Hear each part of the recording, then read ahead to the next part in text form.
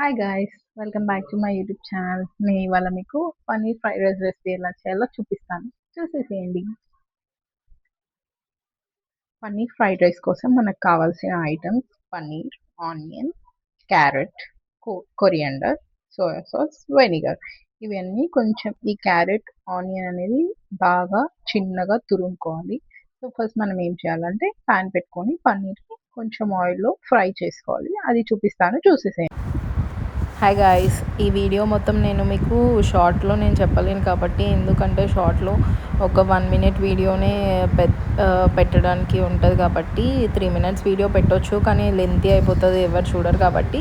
So నేను మీకు ఈ పన్నీర్ ఫ్రైడ్ రైస్ రెసిపీ కావాలి అనుకుంటే నా లాంగ్ వీడియోస్ చూడండి. చాలా ఈజీ మెథడ్ ఇది. ఎంత ఈజీగా అంటే ఒక 10 మినిట్స్లో మీకు ఈ రెసిపీ అయిపోతుంది. అంతే, పెద్ద ప్రాసెస్ కూడా ఏం కాదు. మీరు దీంట్లో ఎగ్ వేసుకోవాలనుకుంటే వేసుకోవచ్చు, కానీ వెజిటేరియన్స్ అయితే మొత్తం ఇలానే చూడవచ్చు. నా వీడియో కనుక మీకు నచ్చినట్టయితే like, share and subscribe. Bye guys.